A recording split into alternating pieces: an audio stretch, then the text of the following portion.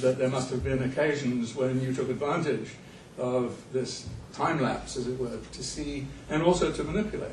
And the other thing about manipulation, of course, is that once you know that there's a liability of being manipulated, you can guard against that as well. So it becomes a higher order thing. But what I'm principally interested in here is the speed at which information actually flows back and forth in a market context. And what's the analog of the half second, and what can individuals do, particularly individuals with reflexive individuals and insightful individuals in that little time. Well, it's definitely longer than half second. Right. But it has speeded up tremendously. And I think that's sort of my method of constructing a hypothesis, because that's really what I used to do in the markets. I would sort of put everything together and say, that's why things are the way they are, and this is where they are going. That takes time. And I think that the process has speeded up so much that you have instantaneous reaction. In the good old days, let's say when I was attending a meeting and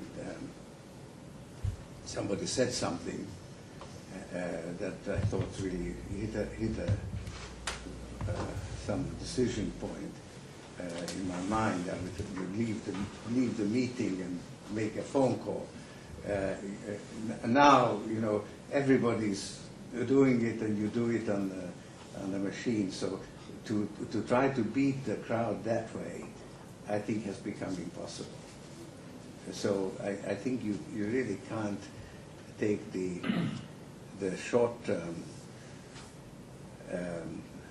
advantage of the market.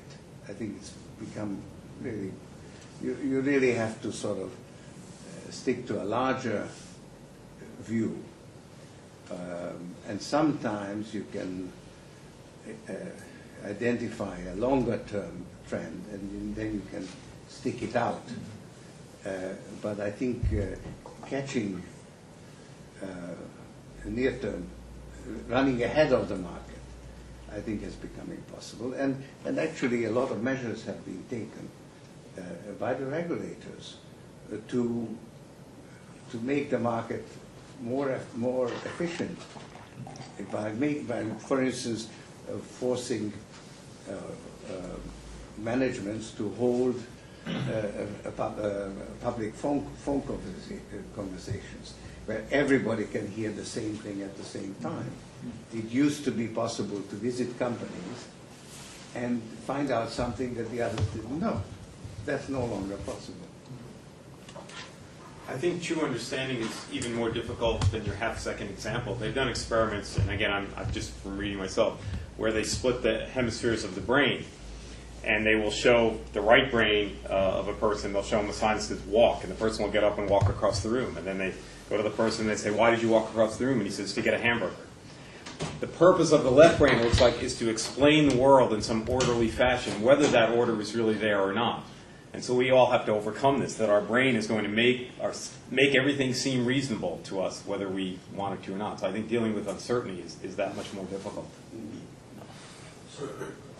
I wonder if I could ask you a question and make a conjecture and hope you could react to it. The conjecture first: if there were 1,000 George Soroses, markets would look a lot more efficient than they are. That is the case today. Okay. I think there are 1,000 sort of George Soroses in the market. Okay. And the question then is, well, preamble here. I teach finance. I teach students how to think about financial markets, and I'm probably not very good at it because I have a hunch that my students become the lunch that the George Soroses of the world eat. What if you were teaching finance? What would you teach? Well, I would certainly try to teach sort of this sort of try to explain how I act, but it's very hard, and I think that there is a need for sort of conventional wisdom that needs to be, that I'm not very good at. So I'm not sure that my approach as such can really be taught. I have not tried to do it. If I tried to do it, maybe I would find some way of, you know, of taking it further than this very general concept of reflexivity and self-reinforcing processes. So I can't really give you very much food. So Arthur's question actually lead into my question that I've been withholding for a while. I announced your seminar to my MSF students, Master of Science in Finance, so there were quite a few of them, and they read the chapters. And so we discussed this briefly about reflexivity and everything, and explained to them. And so, of course, as Master of Science and Finance, but they are just masters, they want to know how to use it practically. And so we discussed a few trading possibilities, and the one that just came to me recently to my attention is the Intel, where Intel's sales are about 30% lower than they were last year. Their profits are down. Their cash position is much lower than it used to be. And now the Intel CFO still puts up, still a profit, so he puts up a happy face saying, you know, we are doing great, and our slowdown is just due to the markets. Well, the problem is markets to PCs. Well, that doesn't explain why other less-known firms actually experience growth in sales in the same market in PCs. So how do you reconcile this? Fundamental story says they're not doing very well. They may be going down the hill. They're still riding on the coattails of their fame, Intel.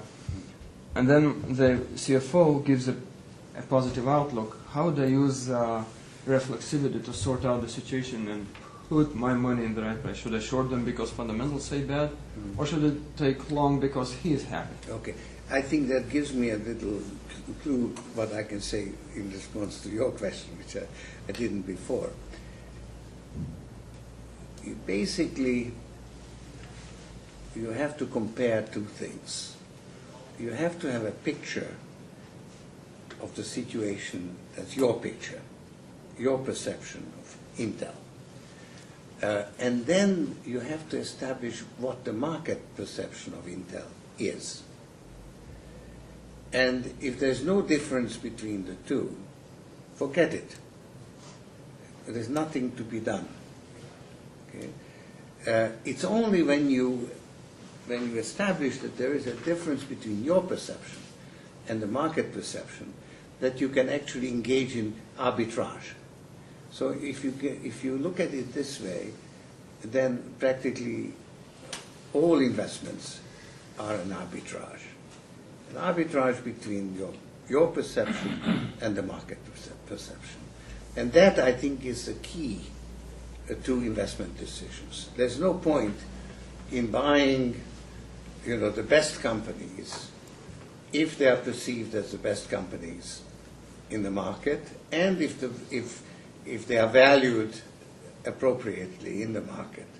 If there's enough emphasis on buying the best companies, because there's nothing left. So that's the key to, and this is actually the function, and this is what makes markets efficient, that people impose their perceptions, and then the consensus, so to speak, dictates where the market is. So this is the process by which markets are made efficient, so that arbitrage opportunities disappear. Now, of course, they don't totally disappear because you're always shooting at a moving target. If the target were fixed, you would in fact have absolutely efficient markets, but it isn't, because there's a historical process that goes on